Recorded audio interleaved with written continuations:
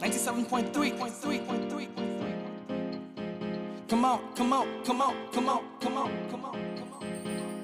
Let's go. Traffic Avenue, the show for me and you.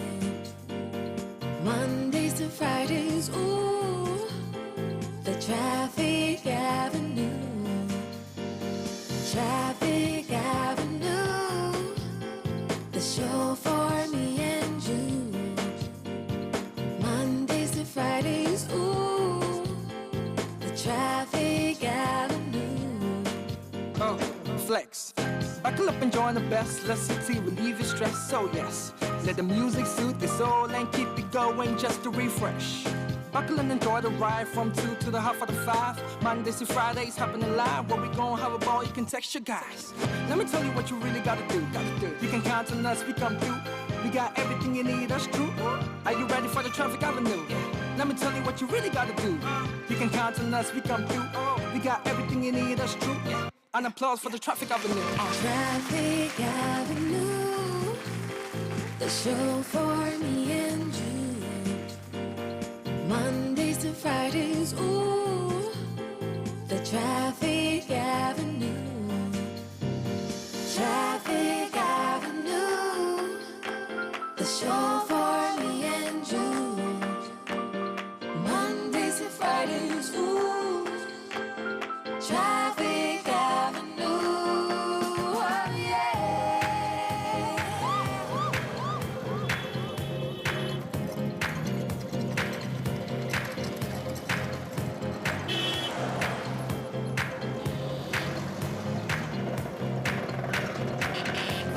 Welcome to the Traffic Avenue.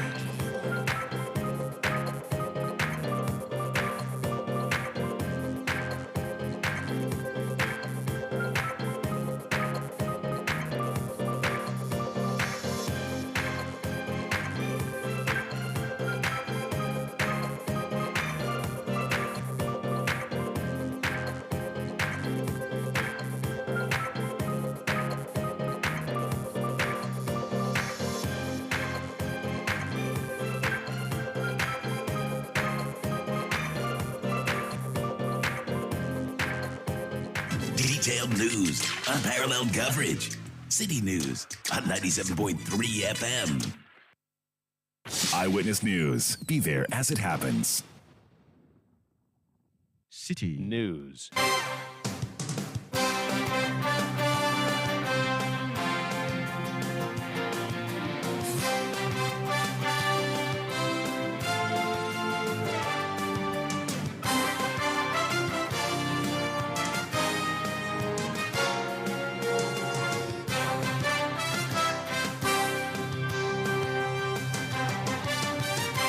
It's 17:30 GMT. This is Eyewitness News on 97.3 City FM.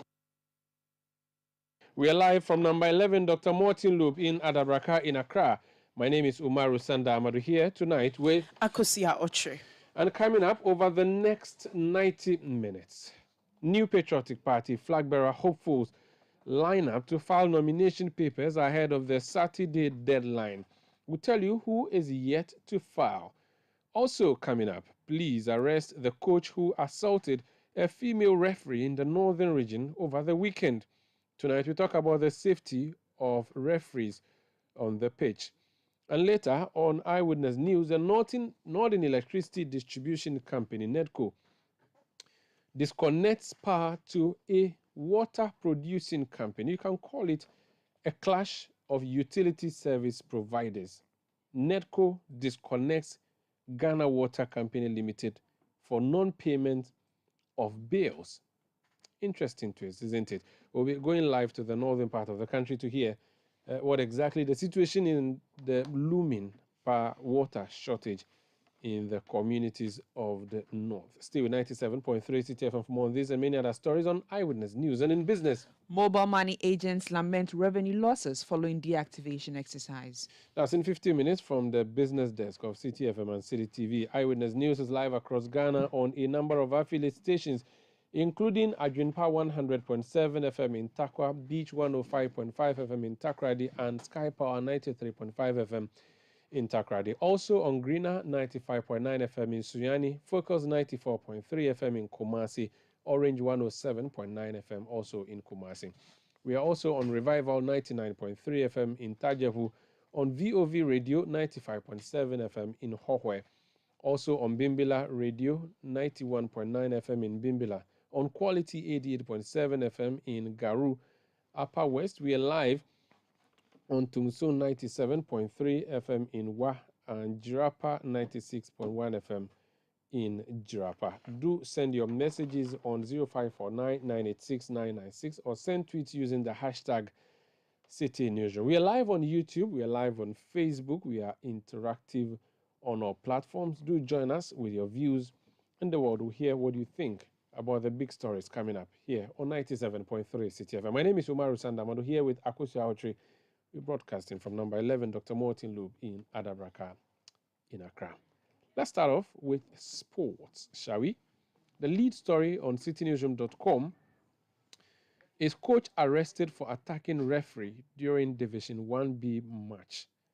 Now, the background to the story is that the coach, okay, so let me just give you a quick story that has been published on the website, which has to do with this particular attack on the referee after a game. And we are told that this happened just in the 38th minute of the game.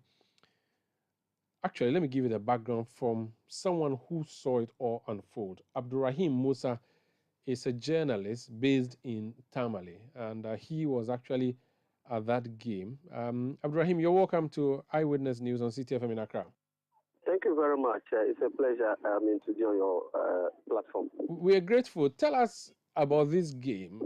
Of course, you were there to cover it. I'm sure you didn't expect what you saw, but what led up to that level of the fisticuffs that we've had, or at least the attack, the assault?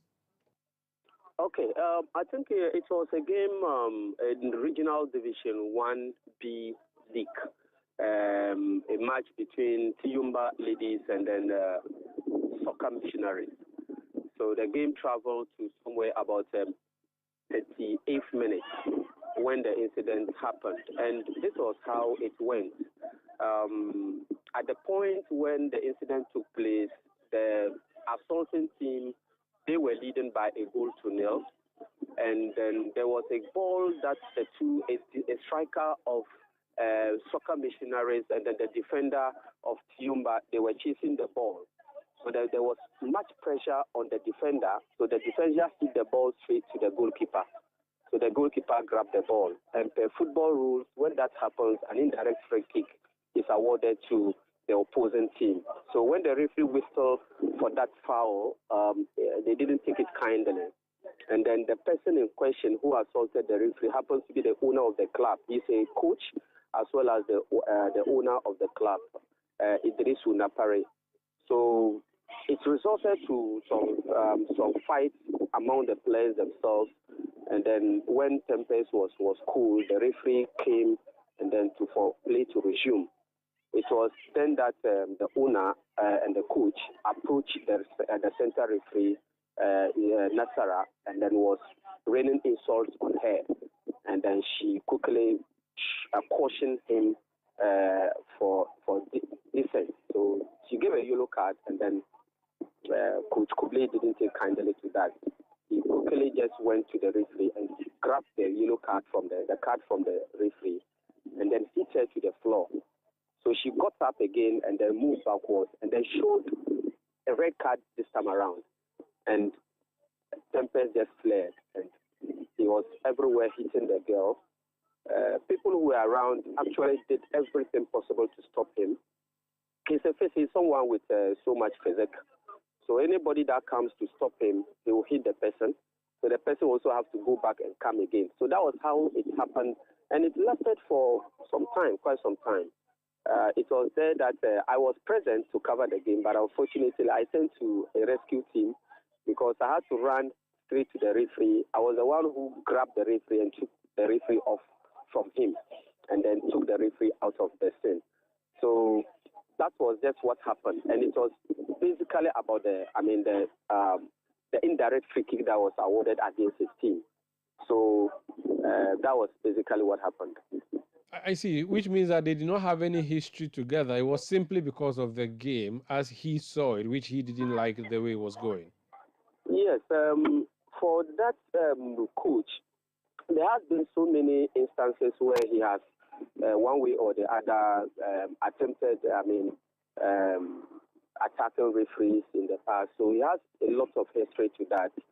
So, but I wouldn't say it's for that. But this one, I believe it was only because of that particular game, what transpired that led him to, go to the referee, who is a female premier referee. She actually a premier referee, and then attacked her that way. What was the reaction from the officials who were officiating the game, other referees or other officials of the FA who may have been at the scene? Yes, at that place, the only appointed person who was there was the match commissioner. And then, obviously, those of us who were also there as journalists and then supporters who were also around. So the supporters, even some team were doing some kiffit. There was some kiffit team that was also training. They had to abandon their training and then also rush in there. So it was something that would have just led to something bad if something wasn't done about it. So I believe everybody was serious and angry. He even had his van. He has a van that he used to carry his players to the field. Even some of the supporters were threatening to, set it ablaze. So the anger was against the coach, not the referee. It was against the coach. Everybody knew very well that what has happened didn't merit what he did. So people were at him. Trying their possible to harm him there, but others were of the opinion that they should just allow the law to work and then not to get themselves involved in the law. His own players and his side of the pitch, what was the reaction from them? Did they agree with what he was doing? The players, they even started the fight. It was one of her players. She was wearing jersey number 10. She, attacked one of the opposing side player, and then they were into a serious fight. So that even made the center referee to give that player, a red card, and she was sent off. So the players at the point, but when the beating was becoming too much, as young girls, they themselves became furious, and then they were even trying to stop the head coach, and then he was kicking some of them off the pitch. When you said the beating became serious, it means that it was a serious beating. Yeah, it was. It was. I've been a journalist for almost 20 years now, but I'm telling you, I've never seen, such an act in football before. That kind of beating in football before. And anybody, my colleague journalists were there. Some of them were hit to the ground. In an attempt to stop him, he hit them and they had to fall to the ground. Were there no police officers on the scene at the time the game was being played? No. The regional league, we don't usually have police personnel around. It is when you have, the Division 2, the men Division 2, when it gets to certain stages where, obviously, tempers can rise. That's where we often bring in the police. But this one, nobody expected, such an act to, happen in that particular league, because it's a Division 1 B-side league. The Division 1A, they have finished. They are those who qualify to the Premier. That one is done already. So this one was just another preparation stage for the girls, so they could also join the Division 1 main one. So no one expected that such a thing would have occurred. What do you think this would mean to footballing in that part of the country, and again at that level itself? Already, I would presume it's not an attractive, competition, and now to see these beatings, what do you make of it? What would people generally make of what happened? Would that reduce people's interest in the games, you think? I believe it will depend on the outcome of the court, the police issue. When the matter gets to the court, it will depend on the outcome that we'll get. If the sanctions are properly meted out to him, it will also even end up sanitizing the game. Because these things, we often hear them, pockets of these incidents often happen. But when people push it, to that level, you will hear, sometimes people come in to plead or do those things. But this time around, when punishments are meted out to this culprit, I believe it will go a long way to sanitize our game. So I believe, obviously, there will be some people who may even, because of that, will tell their girls not to go for refereeing or whatever. But I believe at the end of it all, it will end up shaping our game so that we all have something to show and point to when someone is, trying to engage in that act. Very well. Thank you so much for speaking to us. Thank you very much. I'm grateful. That's Abdul Rahim Musa. He's a journalist in Tamale based with Supieli FM in Tamale. He covered that game, at which game the referee was beaten, and he's just recounting for us what he witnessed. Let's speak to referee Alex Quote. He's head of referees at the Ghana Football Association. Ref, you're welcome to Eyewitness News. The police have since arrested this gentleman. We were told that the arrest happened today. Earlier, the police had said they were looking for him. We are told he's currently been arrested. So, of course, that's the natural course of action, and that has happened. But generally, how do referees feel? Do you feel safe? And again, does this come to reinforce any fear that you may be having on the football pitches, or this is just one-off and it's not a regular thing that referees get attacked? Thank you very much. And let me just do a quick correction here. Their name is Kuti, not Quote. So we have Alex Quote and we have Alex Kuti. Apologies for that, sir. No problem. No problem. You are welcome. Okay, yes. And so, yes, we got wind of this story of the incident, let me put it that way, of this incident over the weekend. And let me say that this lady who was assaulted was on the lines for the women Super Cup. The finals of the women's game between Hazakes ladies and Ampibdakwa ladies. She was an assistant referee on that, and she's a very young referee, one of the catch them young referees that were recruited some 3 years ago, and she's been performing very, very well. For me, I describe the act as barbaric and very, unhuman. I would not see any human being who would go to that extent of beating a girl child to that. It's bad, and we condemn it, totally. Yes, and so, yes, okay. So when I heard the story, I had to follow it up with the head of referees in the region for an update. And so I kept asking from time to time to get an update. And so in the morning, I got information that they were looking for him. And so just this afternoon, I got another information that he has been arrested. And so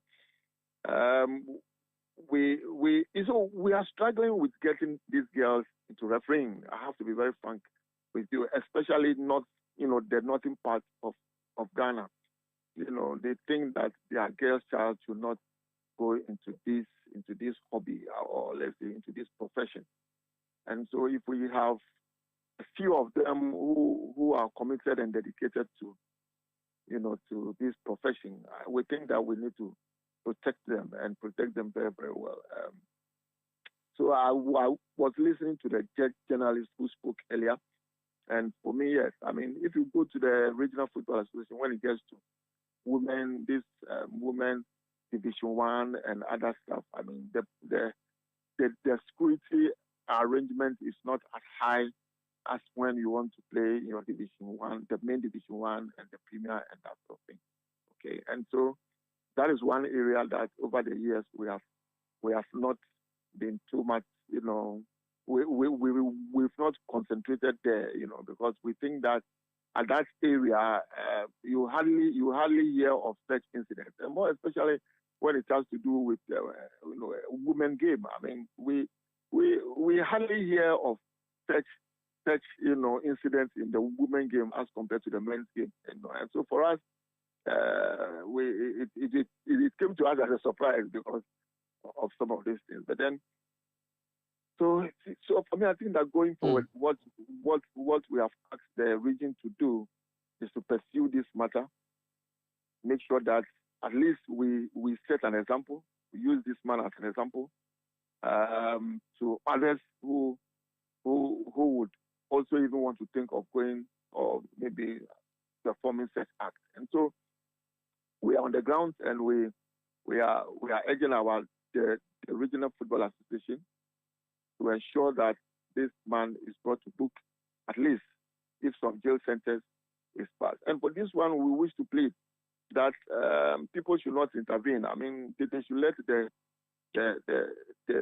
processes and the law enforcement agencies work. I mean, that is the only thing, or that's the only way we can bring some sanity into our game. And so, if such thing happens, and then you get people going to play the chiefs and all sort of people going to play on their behalf, then of course it will continue. But then, if an example is set, for me, this man should be used as an scapegoat, and he's punished. If he's punished, he's jailed over a certain period of months or years. I think that it will help, and then it will also bring some sanity into our game.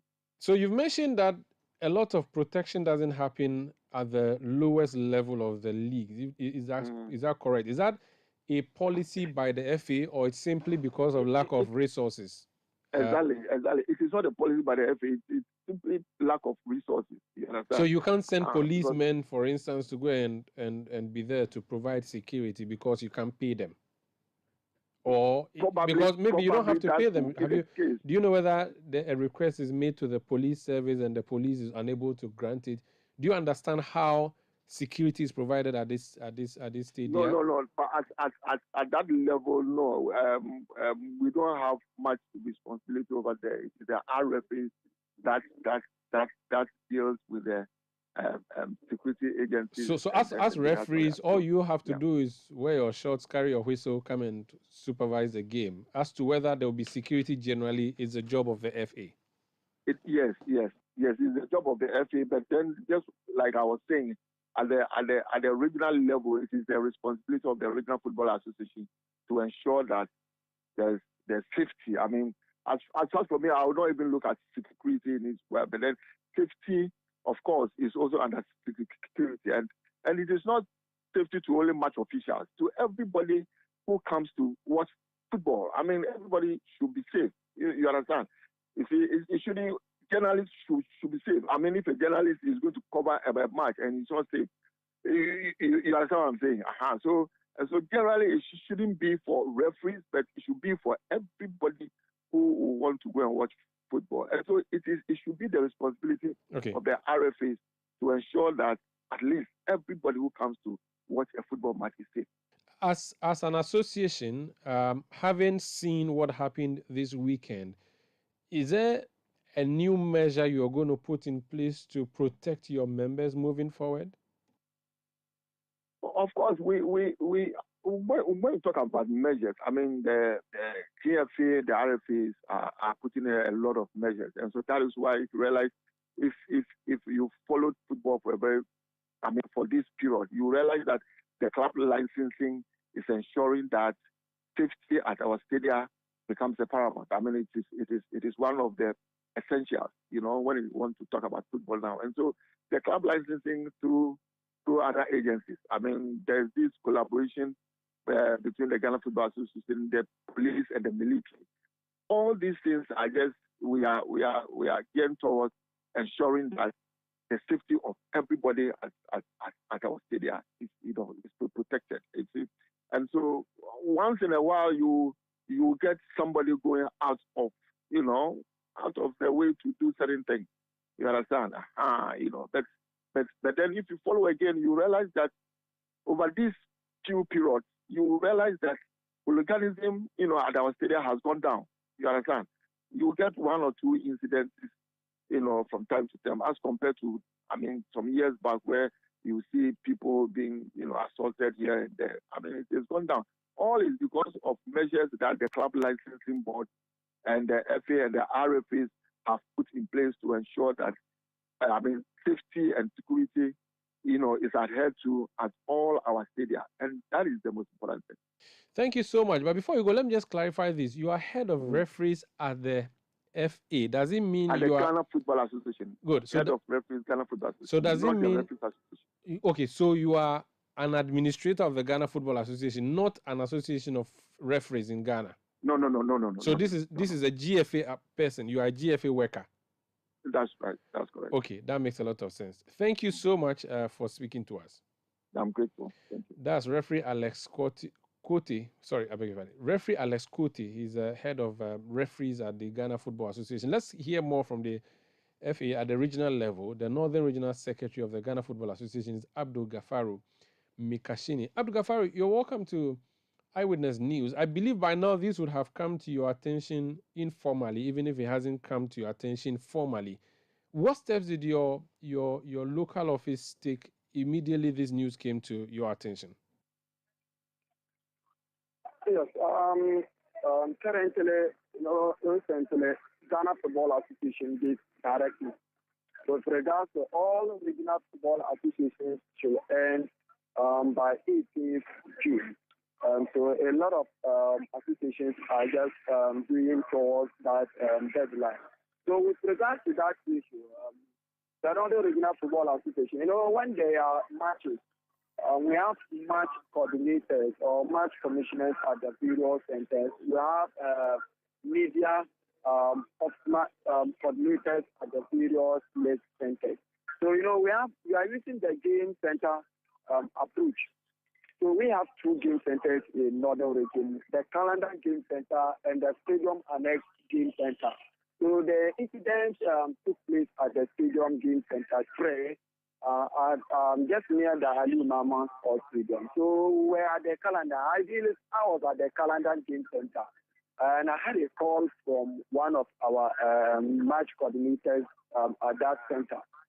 And so he briefed us what is currently happening. So we rushed to that place and met that unfortunate incident. But from Saturday evening around that time, one of the executive council members of the Northern Regional Football Association, we call them Exco member, he was in charge with regards to the hospital issues with the reference manager for the region and also the regional reference association members. So we really took the lady to the nearby police hospital, that is the Tamale Technical University clinic. So that was where she received treatment until they discharged her yesterday. And the moment when the things happened, we reported it to the police. They took some statements from the lady and some pictures. And later, the police were now looking for the corpse, but unfortunately it was not available to be found. And until yesterday, the police headquarters, they also issued a warrant in collaboration with the Ghana Football Association and the Regional Football Association. With regards to security issues, I must be honest with you, the region is doing very well. This is the only incident that took place this year in our match center. Given the just recent legal delay, the Regional Football Association chairman himself, he went to Kamina to meet the military commander. So we're using military at the various centers. But it's not legal. And so it's various centers, including the center that this incident happened at? The middle lake, okay, so for this level, you don't have any level of security at all, do you? No, we have the local level arrangement. This one, when you are playing at home, this it's a low level game. The match was Division 1B, Women Division 1B match. So that was the week 13. So we're not expecting such kind of even thing to happen. They have been playing there. It's a lovely thing, but we don't know what happened and what came to his mind, and we took the loss into his own hands. But we have our local arrangement with regards to security at the various centers. Most of the time, each club, especially when you are playing a home match, you need to provide security for the game. And that because they are low-level issues, most of them do write to the police to seek for security at the match center. So that was the issue that led to that. It's unfortunate. Moving. Currently, the court case is with the police. Currently, I'm just at the police headquarters. Yes, I'm still with them, and I just took my little time to rush back to the office to close. You know, we went there since 2 o'clock, and we are still over there, but people are waiting for me at the regional secretariat to come and let them leave the office. Okay. Do you know this coach? At a personal level or at an administrative level? What kind of person is he? Is he someone who you would expect to do something like what he did, or this will be like out of the blue? We don't. He's someone that he has women. He has. I think he's one person who has many clubs in the region. Look, he's having Division 2 clubs.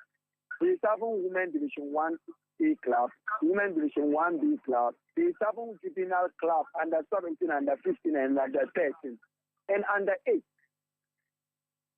And so it's surprising that such caliber of person will do that. And he was even part of our various football, some of the committees. There's another municipality football committee. He is the chairperson for the women's football in the committee at the municipal level there. Did you speak to him? We don't expect it to happen. Did you speak to him off record? Do you have any understanding of why he behaved the way he behaved? Has he given anybody any information whatsoever? No, because of it. When the thing happened, his phones were available to him. Even though he was hiding, he was writing on social media platforms. You know, the regional level, we are having WhatsApp group pages for various competitions. Division 2 platform is there. Women Division 1. Women's Class Association platform is there. So he was there writing apology in the WhatsApp group pages. Until today, this afternoon, that they were able to find him. Ideally, he sent himself to the police station in accompanying with some other members. You know, he sent himself to the Chief Palace.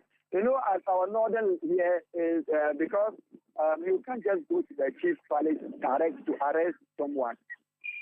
Yeah, so when they realized that he was there, the people were now tying up, and he realized that no, they may come for him. So they decided that the Chief Palace decided to let the men send him to hand him over to the police. I don't know if currently we're still with the police. Since the incident happened on Saturday, it's today that we are able to see him.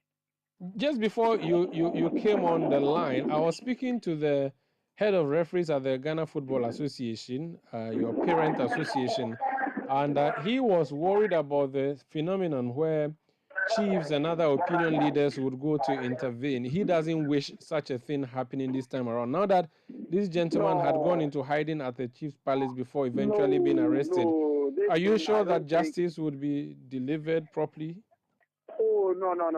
That thing will not happen. Because even at Northern region here, a lot of people are very mad on that incident, that issue. So I don't think that kind of thing will happen. The laws will really work. Okay. I don't think that kind of thing will happen in the region. Because ideally, the thing is over everywhere. Even at the police station, people who didn't know him very well, even tried out there. They came there to just see who the person is.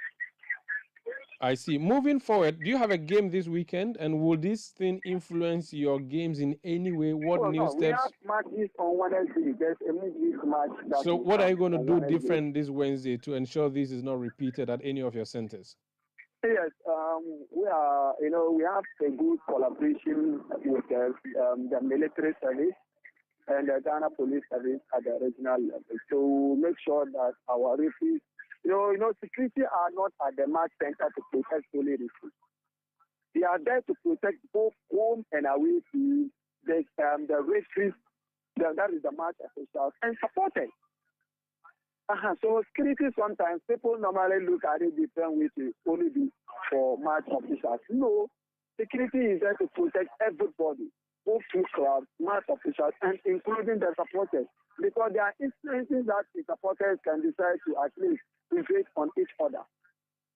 So we are doing our best. We will try to still continue the good work we have been doing in the region. Our regional chairman is doing his possible best. Day in, day out. He himself personally goes around to monitor matches He always engaged the leadership of the military, even the police service, with regard to providing security at our previous village. All right. Let's hope that this is not repeated. Thank you so much for speaking to us. Oh, thank you, Umaru. It will repeat itself again. We hope so. That's Abdul Gafaru Mikashini. He's Northern Regional Secretary of the Ghana Football Association. Some more information on this. You've heard that this particular coach, you've heard the regional secretary explain that he is a very important figure for them in the region. It appears that his importance is going to go down because I have two letters here. One by the Sanarego Municipal Football Association. It's addressed to him, and he's a chairman. And it says, relieved of position. The disciplinary committee sends our regards and write officially to relieve you of your position as the chairperson of the Women Football Committee of Sanarego Municipal Football Association following an incident of human brutality you were involved in the Regional Women Division 1B competition. The decision is to safeguard the reputation of our association and also to put confidence in the women's game of our district. The vice chairperson shall act until further notice. We take this opportunity to wish the affected referee a speedy recovery.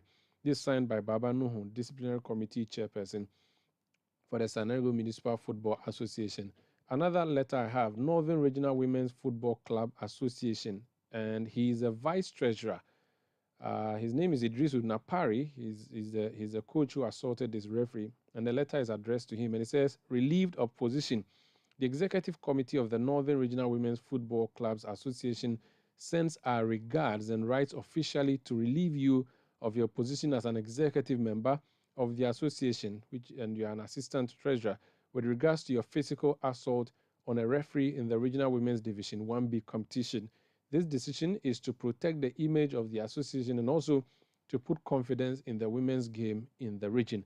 The association takes this opportunity to wish the affected referee a speedy recovery. Thank you. Signed, Yusuf Abdul Salam, Association Secretary. So there you have it. Mr. Idrisu Napari, the coach who assaulted a referee, a female referee over the weekend in Tamale, has been fired by two associations that he's holding executive positions in. The Northern Regional Women's Football Club Association, of which he is the vice treasurer, and the Sanarego Municipal Football Association, he is a chairperson there.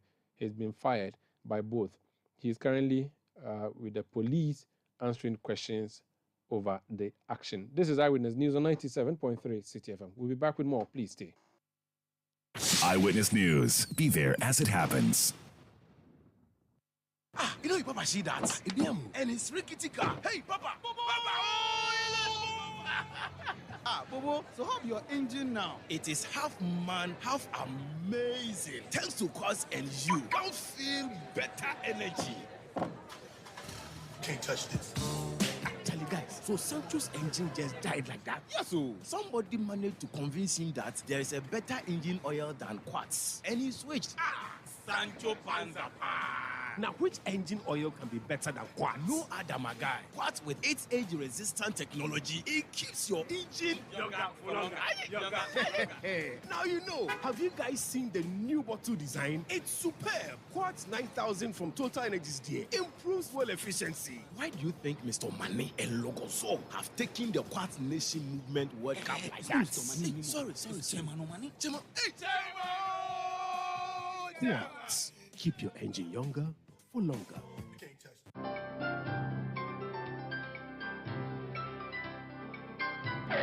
Using a condom will protect you and your partner from HIV, STIs, and unplanned pregnancy. Condoms are an effective way for protection against HIV infection. Don't take risks. Use a condom every time.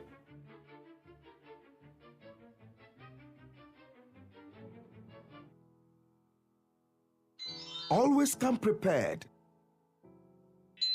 This advert is brought to you by the Ghana AIDS Commission and Ghana Health Service.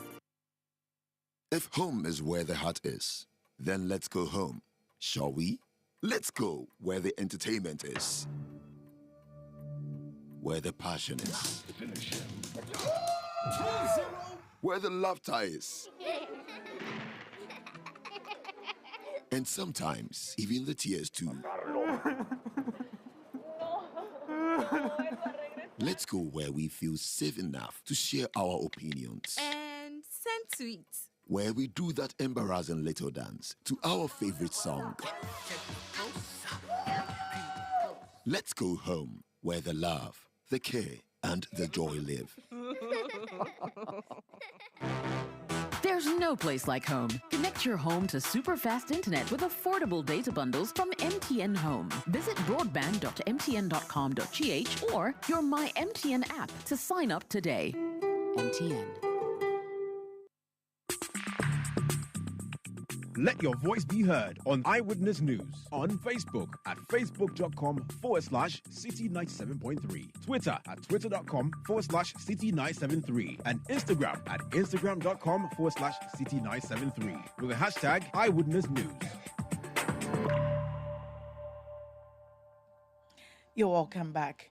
Now, an NPP flag bearer hopeful, Dr. Efriye Akoto, has stated that he is undeterred by the large crowds that gathered during the filing of nomination forms by some of his competitors. After submitting his own forms at the party headquarters ahead of the June 24 deadline, Dr. Akoto expressed his indifference towards the use of buzzed supporters by other candidates. He chose to submit his forms accompanied only by core members of his campaign team. Dr. Akoto, however, expresses gratitude towards the delegates, including constituency chairmen who voluntarily gathered at the party headquarters to show their support for him. Addressing the press, he urged his supporters to remain focused on his candidacy and not be swayed by what he described as artificially inflated crowds brought in by other candidates. Today marks a landmark in my journey to bear the flag of the new patriotic party, and with that, to lead this country into our future prosperity. Let me say here that everybody who's come here, including representatives of farmers, are here on their own accord. You can't see any bus or any big commercial vehicle bringing in people to come and support. People have come on their own volition and of their very tight conviction that my candidature for the flag bearership of this party will be good for the new patriotic party and will be good for the people of Ghana, for which I'm very, very grateful. With a heavy downpour this morning, I thought I would just come with my team. But if you look at the teeming crowds which have gathered here, including the farmers, including well-wishers, and the huge turnout of the media, it really shows that the people of Ghana are interested in the politics of Owusu Efriye. So that was NPP flag bearer hopeful Dr. Efriye Akoto. Meanwhile, another New Patriotic Party flag bearer hopeful Dr. Kofi Konadu-Apraku has returned his completed nomination forms after being asked by the party's elections committee to update his forms. Let's go to the man who has been in charge of the process so far. He's the Director of Research and Elections at the New Patriotic Party. Is Evans Nemaku. Evans, you're welcome to Eyewitness News. Thank you. First of all, I believe the big story from there this afternoon would be the issue with Dr. Kofi Konadu-Apraku's forms. What was the difficulty and has that been rectified? Well, my pleasure for having me. I will say good evening to your listeners. But for me, the big issue is that the prospective candidates of the party who have been leading members, who have gathered the courage, the confidence to participate in the whole electoral process, have started submitting their nomination form. Per the party's timeline, they have up to 24th of this month, which is the close of the nomination, to submit their form. But we've had some of them submitting ahead of the closing date. And so for us, it's a process that is very transparent, that is very open, and the committee is ready to provide the level playing field for all the prospective candidates to go through the various processes. The committee is chaired by Right Honorable Mike O'Quinn. We have other members assisting to ensure that the new Patriotic Party is able to organize a very successful presidential primary. So my brother today is part of the day's activity to ensure that the prospective candidates are able to submit their nomination form. Okay, and so the problem with doctors' forms, we're told incomplete. What were they supposed to bring, which he failed to bring? And we are told that has since been rectified. If you can just confirm that. Okay, so when prospective candidates procure forms, it is expected of him to have endorsement from 160 people across the region, party members in good standing, meaning that you need to have in each region 10 people seconding your nomination. You are supposed to sign a declaration to ensure and confirm that all the information provided are nothing but the truth. You are also to sign a contractual arrangement with the party. You must also attach to the document you are submitting your personal CV, your certificate in terms of academic certificate. You must also have a provision in the documentation where you spelled out your vision and plans for Ghana. You must also indicate your contribution towards the party. So these are some of the things that prospective candidates are expected to attach to their document. Also, to let us know that you're a registered voter, you are a full-blooded Ghanaian, and you do not owe any allegiance to any other country apart from Ghana. So when forms are submitted, initial interrogations are done to ensure that your document meets the checklist provided by the rules and regulations set out by the National Council. In the case of Dr. Preku, when the forms were scanned, we realized that some few documents were not attached, and he was asked to make sure that it is made full before it will be admitted. That was how come he took leave of the committee and returned later with complete document which was received. A certificate in terms of receipt was issued to the payment of the filing fees, and everything was done accordingly. I see. So far, how many have successfully filed? Well, so far, I would say that 5 of them have been able to file. We've had Mr. Lanchematin, Dr. Baumia, Mr. Chematin Jakun, Dr. Koto, and Dr. Preku. The others have also indicated that in the course of the week, they will file their nomination document. As I said, they have on or before 24th of this month, which is Saturday, to file their nomination. So the committee is working. We are open and making sure that we provide for each of them the level playing field and ensure fair and transparent conduct of our presidential primary. Very well. Wish you all the best, and thank you for speaking to us. Thank you, and God bless you. God bless you too. That's Evans Nimaku. He's Director of Research and Elections at the New Patriotic Party. Let's talk about the NDC now, shall we? Yes, the flag bearer of the National Democratic Congress, John Dramani Mahama, has taken a swipe at the High Court over its decision to hear the trial case against James Gyakye Daly. The High Court ruled for the perjury and forgery trial against the former Member of Parliament for Asin North to be heard daily. Beginning Tuesday, June 20, 2023, the court turned down a prayer by Kweson's lawyers who sought to have the trial continued after the Asin North by-election slated for June 27. The Attorney General, Godfred Iwadame, argued that considering the charges leveled against Mr. Kweson, he could be convicted and jailed if found guilty, hence the need for an expeditious trial. But the ruling, according to John Dramani Mahama, is absurd. Yenui a wabre wabo afore wahu amane yedi munti e wo se yehwe abato krata no so me enhwe soro ho ase ho ne toso miensa na yemfa yensa entim ho Because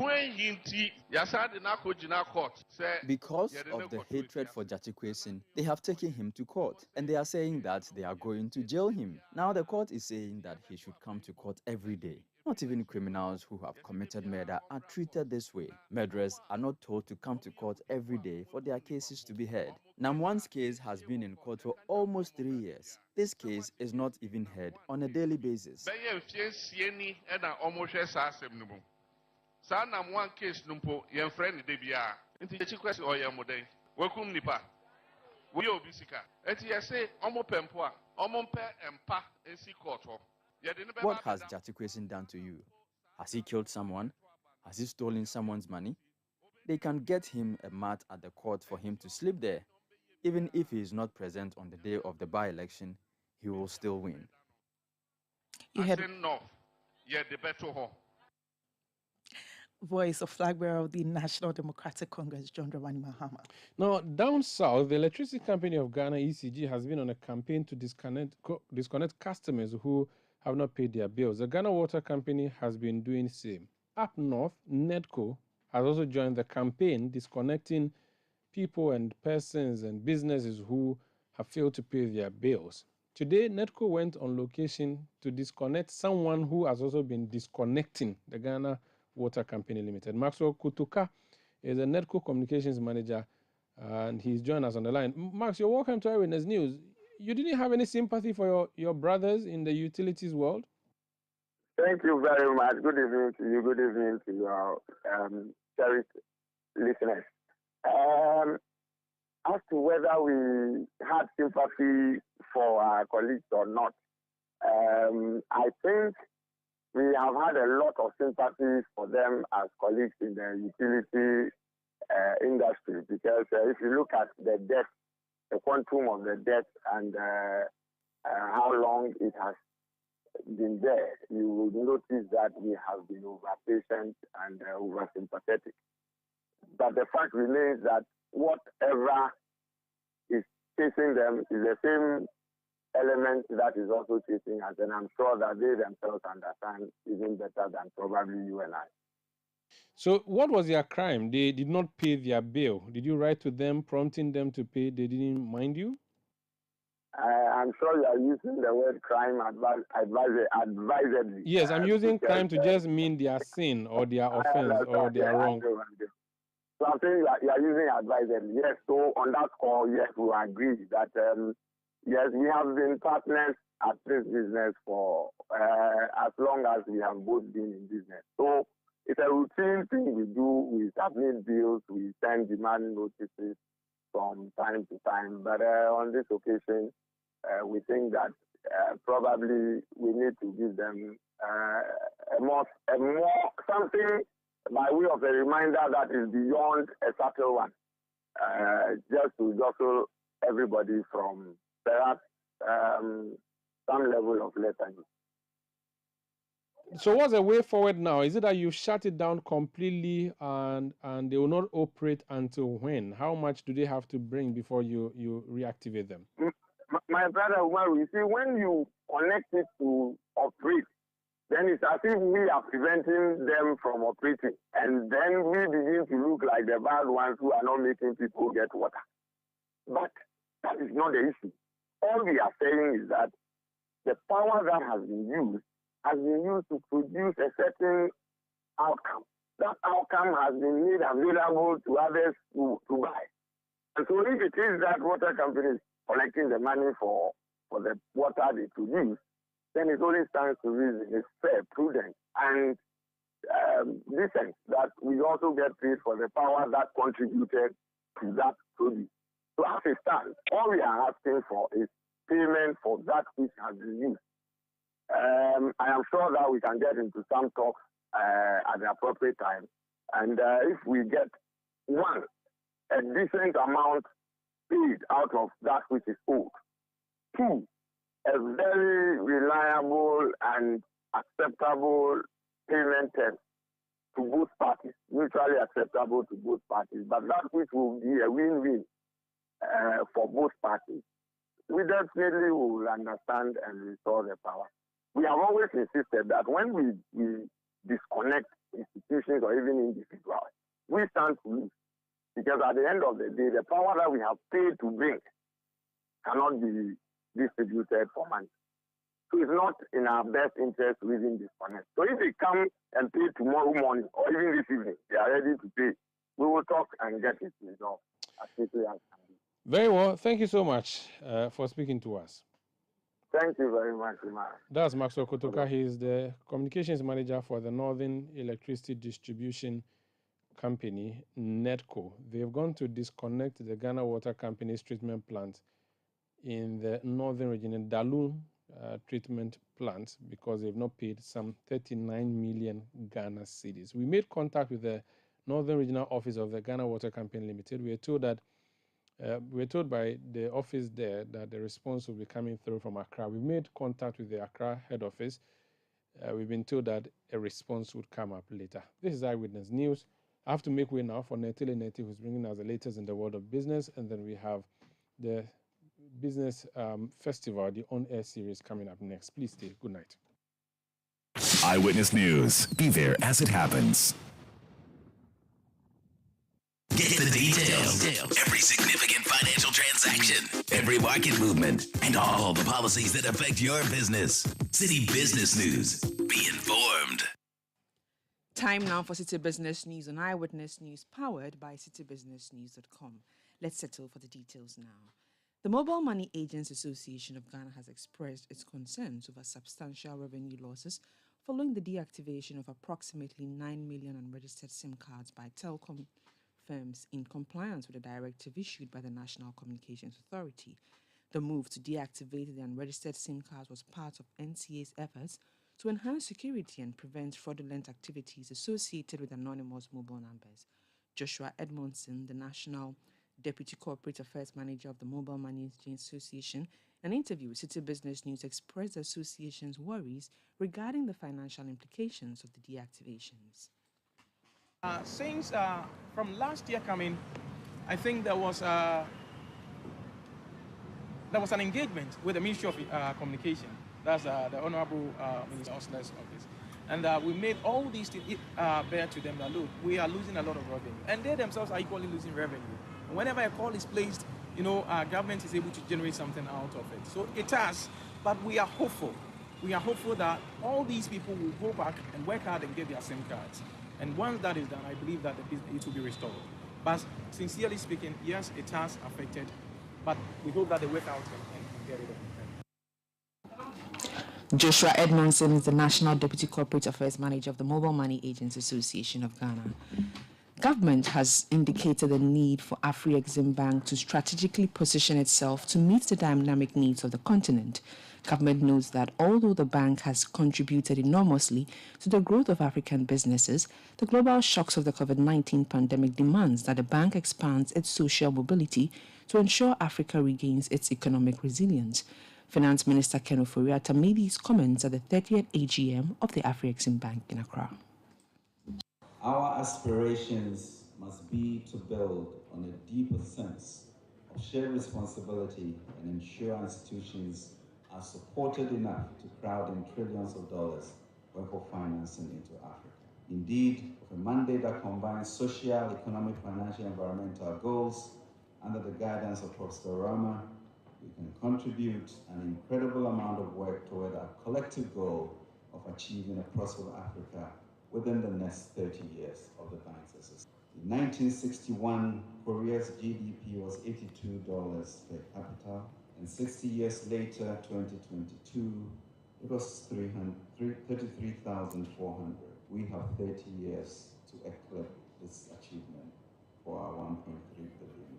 In essence, our ambition must be to ensure that we position our bank as a bridge extending forward so that our people can walk across a place where they have a better sense of agency about the cause of their life. And as we contemplate the effects of the recent COVID crisis and deliberate on the future of our Exim Bank, it is increasingly clear that now is the moment of fierce urgency to deliver on our bank's vision of building prosperity and improving the fortunes of 1.4 billion lives on our continent. That was the Finance Minister Ken Ofori-Atta speaking. Though on his part, the President and Chairman of the Board of Directors at Exim Bank, Professor Dr. Benedict Orama, opined that the Pan-African Bank has committed over $45 billion to pursue strategic investment to combat the effect of the global crisis on the continent. These events dramatize over dependence on others for our basic needs of food and healthcare. It also exposes our inadequacies in financing these dependencies in times of emergency. It is to the credit of those who founded our Exim Bank that the catastrophe that loomed was averted. From the break of the pandemic in 2020 to the Ukraine crisis in 2022, the bank has disbursed over $45 billion into the continent, which enabled many governments, central and commercial banks, corporates and SMEs to weather the combined effects of this crisis. That was the President and Board Chair of Exim Bank, Professor Benedict Orama. And that's it for City Business News and Eyewitness News. It was powered by citybusinessnews.com. My name is Nete Ajaho. Have a good evening.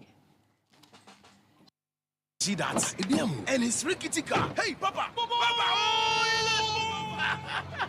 Bobo, so how your engine now? It is half man, half amazing. Thanks to Cause and you. Can feel better energy. Can't touch this. Charlie, guys, so Sancho's engine just died like that? Yes, so somebody managed to convince him that there is a better engine oil than Quartz, and he switched. Sancho Panza. Now, which engine oil can be better than Quartz? No other, my guy. Quartz with its age-resistant technology, it keeps your engine younger for longer. Now you know. Have you guys seen the new bottle design? It's superb. Quartz 9000 from Total Energies there improves fuel efficiency. Why do you think Mr. Mane and Logoso have taken the Quartz Nation movement World Cup like that? Sorry. Quartz. Keep your engine younger for longer. Eyewitness News. Be there as it happens.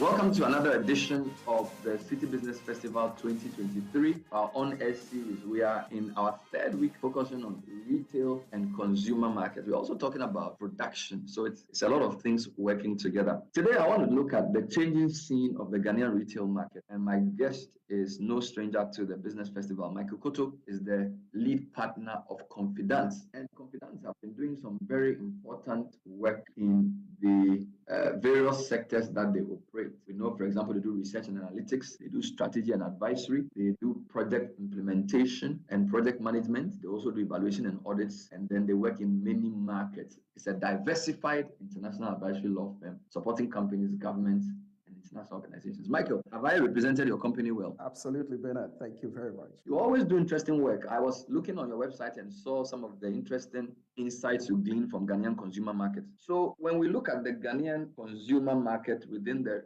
retail space, how is it looking? What are your opening thoughts? Thank you very much, Bernard. And it's always a pleasure to join the City Business Festival. You guys have sustained this program, and every year you make it richer. And I want to congratulate all of you at City FM. It's always a pleasure for us to join you from Confidence. The subject matter for our discussion today, I think, is really interesting. So the retail sector, today, I mean, I'm going to be talking about, some findings from some recent work that we've been doing at Confidence. And today I will talk about what we've been trying to profile how the retail sector is evolving. And there are three main dimensions that are emerging. And, this is going to take you through some of the interesting trends and dynamics that we're seeing. For the longest time, the retail sector in Ghana was, of course, dominated by what we call the traditional retail sector. So you're talking of your Makola, KJTI, your corner shop, your community markets. Those have always been the dominant retail segment in Ghana. And they're still very important. So we'll talk about them. The second segment we talk about are the big supermarkets, which have been a big growing phenomenon over the past decade. And the third dimension that we've been studying that we'll talk about is online retail. So these are the three: traditional retail, the big supermarkets, and online retail. And so would traditional retail include the corner shops? Because you mentioned KJT and Makola, these are the big ones. Yeah, these are the big Will ones. this include the corner shops? Markets, all of them. Wonderful. And this will also include the hawkers on the streets. The hawkers on the streets, yeah. So that's traditional. And the second is the big supermarkets, the retail chains. And then the third one is the online retail. Wonderful. So what have you noticed? So I'll start with the traditional retail sector. It's still the largest and the dominant segment because, of course, that's where majority of Ghanaians shoppers buy their goods and services. And because we have a very large informal sector to our economy, this is also a huge employment sector for our economy. A lot of people are doing retailing businesses. So it's still the biggest and the most dominant segment of our retail sector. Now, over the past decade, there have been interesting trends, especially with the big supermarkets and online, which are beginning to impact traditional retail. And some of the assessments that we have heard analysts make, especially in the last decade, when we saw the rise of big supermarkets and online, a lot of assumptions that we've seen market analysts make, and predictions were that traditional retail was going to see a gradual decline because they were going to lose market share to online and the big supermarkets. And there's evidence that some of that has happened. But some of the recent studies we've done at Confidence, it's beginning to suggest that this assumption that traditional retail was going to see a decline is a premature assessment. And there are two main reasons. The first one is that the sector is actually quite resilient. So what we've noticed is that it's not a zero-sum sort of competition between traditional retail and the other two subsectors that we're looking at.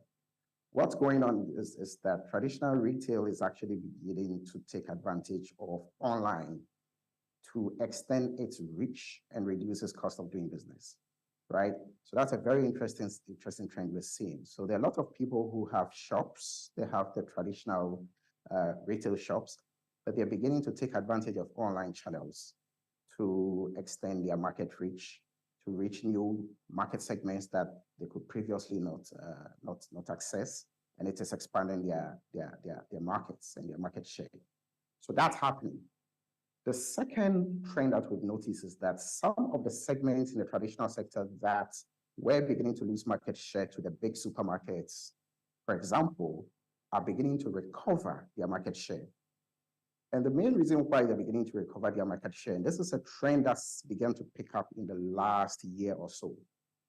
And the main driver of this is because the GRA is beginning to pursue very aggressive taxation of the big supermarkets. And as a result of that, a lot of consumers and a lot of buyers who are very price sensitive are beginning to move back to the traditional retail shops. So a lot of the big supermarkets used to have superior pricing for certain categories of products. But now that the GRA is pursuing aggressive taxation and forcing them to price taxes into their retail pricing, it's making them price uncompetitive. So a lot of buyers are beginning to move back into traditional retail. So traditional retail is, because a lot of it is informal and semi-formal, they enjoy some sort of tax arbitrage. So they have pricing advantages because a lot of traditional retail is essentially zero tax or low tax segment. And this is beginning to drive some consumers to move, some consumers who have moved to big supermarkets to start moving back to traditional retail. So the resilience of traditional retail is being reinforced by some of these recent trends. And our position is that it's quite premature to begin to forecast that the rise of big supermarkets and online is going to lead to a decline of traditional retail. That's not what we're seeing in some of the recent market studies that we are undertaking. So it's a very resilient sector. Is the resilience product agnostic? And by that I mean you're doing this for general retail. You're not categorizing yet. The studies we've done so far have not categorized it to that fine detail in terms of different product segments, but there are some initial indications. So certain product segments have been resilient for the longest time. I mean, foodstuffs, certain fast-moving consumables have always been cheaper in the traditional retail segments, right? There are certain products that were much cheaper in the supermarkets that are becoming more expensive now in the supermarkets because of taxes. And we're still profiling to try to dig in and compare, pricing and see exactly what these are. But the trend we've seen is that it's really across the board. And things as simple as bread. If you go to some of the big supermarkets, you can buy a loaf of bread for as high as 25 cedis, 30 cedis. Similar loaf of bread, you go to your corner shop and you can buy it as low as 15 cedis or even 10 cedis. And sometimes the price increase as a result of taxes are very high. So it's really across the board. But it will be interesting to see in very fine detail how these actually materialize across different product segments. Our view, I think the initial signals we're seeing is that it's really across the board. To corroborate your point about the effect of tax, we were looking at the Bank of Ghana's latest economic data. And if you go to the segment on high, they call them like, let me give the right name for that. They call them high frequency indicators, economic indicators. They show the relationship between retail sales and domestic VAT collection between the beginning of January 2021 and May 2023. The slope of the VAT collection curve is very steep and is rising, but the retail graph is flat, suggesting, and in fact, the VAT spiked from the beginning of this year. So it tells you that there really is a tax effect on retail sales. But that also suggests to me that more of the big supermarkets are captured in this data than the informal, because exactly. Yes. Exactly. So retail overall is not necessarily dropping. I think what's really good is a displacement from the taxable retail sector to the non-taxable retail sector, and there's a lot of that going on. I think the data is fascinating, but my comment on that would be that it doesn't necessarily mean that the retail. Of course, there was a big inflation last year, so some of that is showing in the data. I think a lot of people slowed, consumers, purchasing power dropped, and retail sales naturally dropped. But I think that's mostly a cyclical thing, and over the long run, it will rebound. Taxes, I think, will force a displacement from the big supermarkets, which are easy to tax, to the largely informal traditional sector, which are very difficult to tax. Wonderful. So can we go to the next one? So you spoke about the traditional. Yes. So the big supermarkets have always fascinated me because that's where your work has been largely focused on. And I think your research has shown some very interesting trends. Just from a casual observation, I see some of them are expanding very rapidly. And I noticed, for example, that Melcom is doing different sizes of outlets now. So I see smaller outlets, I see big outlets, but there seems to be some renewed aggression within some of the brands. What are your observations about that sector? The really fascinating thing in the big supermarket sector is that the big foreign players are leaving the markets, and the local indigenous Ghanaian supermarkets are expanding, which is really fascinating. So Game exited the market, Citidia has exited the market. And whilst all of this is happening, the likes of Melcom and Palace are expanding aggressively. So it raises a lot of questions. Is it because the market is not growing fast enough? Why were the big players leaving? What's really going on is that the big foreign players imported a lot of foreign business models into the Ghanaian retail sector. They failed to adapt to the local market fundamentals. And as a result, they've not been able to compete. Now, the local supermarkets, on the other hand, have grown organically with the market. And that's the big differentiator. So, for example, a lot of these big foreign supermarkets came into the Ghanaian market on the basis of certain growth projections. There were certain assumptions that were made about the rate of growth of the retail sector and the rate of growth of the size of the middle class. There was a lot of that assumption that informed the influx of a lot of these big supermarkets. Over the course of time, it's clear that those expectations were out of sync with the market fundamentals in Ghana, and that the competition that has really gotten it right is the likes of Melcom and Palace, which are technically local Ghanaian players. So that's a big revelation. Now, you're right, of course. Melcom and Palace have been expanding aggressively. I think what's going on is that they are consolidating their hold of the market territory. So as the foreign players exit, it creates more space in the markets. And I think a lot of them are thinking ahead and they're deciding to consolidate their hold on the market. And I think that's good. One of the interesting trends, the like of Melcom, and you did allude to that, is that they are rolling out this mini mart models. So it's almost like certain mini Melcoms. You take Melcom, for example, there are these mini Melcoms emerging, in various parts of the city in Accra.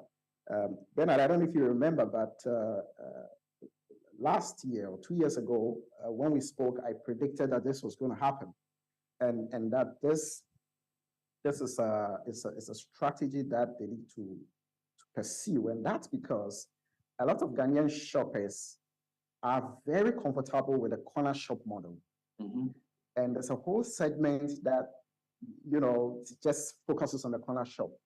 And if you're a big supermarket and you can scale down and take your shops into the communities, you're breaking into a market segment that you've been missing out on, and that's exactly what Melcom is doing. And so it will be interesting to see how this trend, picks up.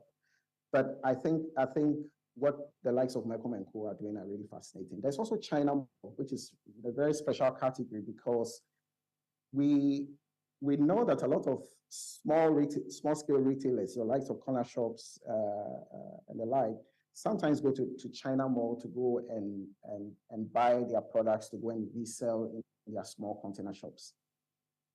Now, this advantage that China Mall has may not last, may not last long, and the main reason again is the way GRA is aggressively pursuing taxing these big supermarkets. So the China Mall's ability to continue to sell to retail at wholesale pricing, which is what allows them to serve as basically a platform for small corner shops to go and buy and resell, is an advantage that I think is being eroded by GRA's aggressive tax drive. So that's an interesting space to watch. I'm not sure that they can continue to do that for a very long time if they have to do proper tax compliance. But yes, the big story in the big supermarket sector is that the big foreigners are packing out and the big local supermarkets are expanding. And it's a story that's really fascinating And the main reason is that the locals have grown organically with the market. We think that over the long run, the supermarkets will lose some market share back to traditional retail and probably to online. And again, it's all down to the tax issue. If GRA sustains the tax compliance drive, the supermarkets will increasingly lose a lot more market share. And we'd like to see how this whole dynamic evolves, say, over the next 2-3 years. This is our City Business Festival On Air series, and we're talking to Michael Koto, who's the lead consultant at Confidence.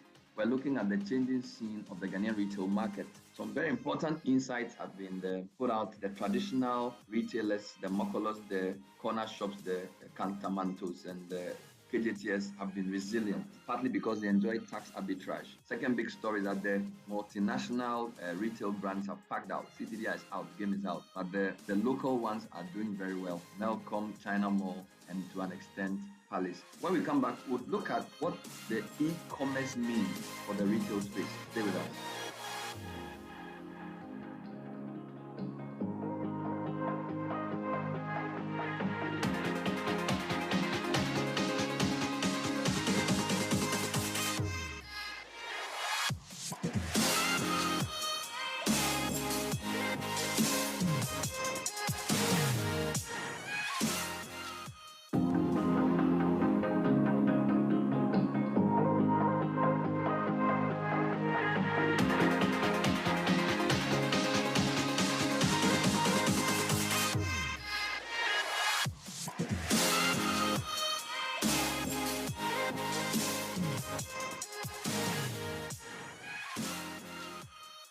Welcome back to our discussion on the changing scene of the retail market. My guest is Michael Koto. Michael, very important insight raised in the first part. So your prediction is that if the tax efficiency from GRA continues, the advantage of the large supermarkets like Melcom and Palace and China Mall in particular would not last. Let's work our way to the third group, the online or e-commerce platforms. What are your observations? So online is really where the most exciting action is in Ghana's retail sector at the moment. And it's for a couple of reasons, and I'm going to go over them. I'll just very quickly say that, when we say online, we're talking of three main segments to the online. There's your classic e-commerce, online platform. So that's like a Jumia, right? That's a classic e-commerce platform. And then you have seller to buyer marketplaces. Seller to buyer places are, platforms like Gigi, platforms like Tonaton, when it was very prominent. They just connect buyers and sellers. And, it's almost like classifieds, right? People can put their products there. You find someone who is interested in a product, and then the two of you can transact. And then there's the third segment of online, which is social media. And social media, we all know, your Facebook, your Instagram, WhatsApp, which are like the three most prominent ones. So there's a lot going on in these three sub-online segments that are really fascinating. Now, before I would also add perhaps that there's another segment, which is that the big supermarkets, some of them are rolling out online shops, right? So Melcom and Palace have online shops, but I won't go too much into this because the level of activity is restricted because it's a closed system, right? It's a lot of the activity there is really related to their own. It's just an online version of what they do offline. So I'm really going to focus on classic e-commerce platforms and marketplaces and social media. So in the last decade, if you take the e-commerce and marketplace platforms, I think Tonaton and OLX were very prominent in the last decade, but they've declined. The ones that we've seen really thriving now are the likes of Glovo and Haptel and Jumia to some extent. And these are interesting. Tonaton and OLX declined mostly. I think it was mostly due to their, a lot of this was fraud. There was a lot of fraud being perpetrated on these sites, and credibility and marketplace integrity was very low. So consumers lost confidence in these marketplaces connecting buyers and sellers. But what we're seeing is the emergence of platforms that are trying to rectify this trust deficit, which was a problem for Tonaton and OLX and the rest. And we're seeing Jumia, Global, Haptel, and the rest are coming in with more integrated market platforms. And what I mean by integrated market platforms is what you used to have on Tonaton was that it was just connecting buyers and sellers. Tonaton didn't have any liability for whatever happened. You were on your own. If you saw a phone on Tonaton and you wanted to buy it, you were on your own. Tonaton was just a place for you to come and just find a seller or a buyer. But the likes of Global and Haptel and Jumia are providing more integrated platforms. So they allow you to find something you want to buy or to display a product to sell. But they also have integrated payments and delivery logistics, which is that you're able to pay for the product through the platform's payment, solutions. And they also have integrated, delivery logistics. So they deliver the product to you, right? And that's providing a lot more trust in these e-commerce platforms. And a lot more people who wouldn't have used Tonaton or OLX are now beginning to use the likes of Global and Haptel, and they are thriving. So the more integrated platforms they're doing relatively well as compared to the marketplaces that really connected sellers and buyers. So that's what's going on with the e-commerce and marketplace platforms. But the social media is even more fascinating because Instagram, Facebook, and WhatsApp were not originally designed as e-commerce platforms. In Africa, where we have historically lacked access to conventional e-commerce platforms, we have sort of tailored Instagram, Facebook, and WhatsApp for online business to an extent that you don't see in some other parts of the world. So it's a very interesting dynamic. It's mostly powered by mobile money. It's powered by independent delivery logistics and complemented by Google Maps, and all of those accessories that are allowing people to find buyers and sellers and transact business. But there are a few big implications of the rise of online, and I want to quickly go over them.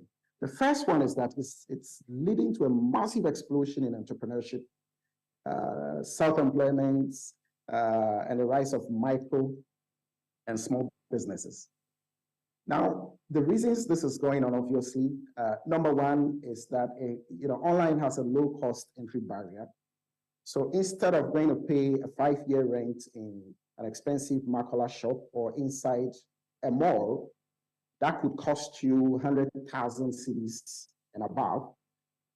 You set up a business on Facebook, and you rather use that money that you would have used for rent as working capital to actually start running the business and sourcing products, right? And there's a lot of that. So low cost entry barrier, and there's a massive explosion in entrepreneurship and self-employment, on these social media platforms. The second thing we're seeing is that we're seeing the emergence of very smart low-cost inventory management techniques in the whole online retailing space. And by this, I mean that a lot of businesses online, they don't have to invest in inventory, warehouses, and manage all of that, right? They are not stocking up.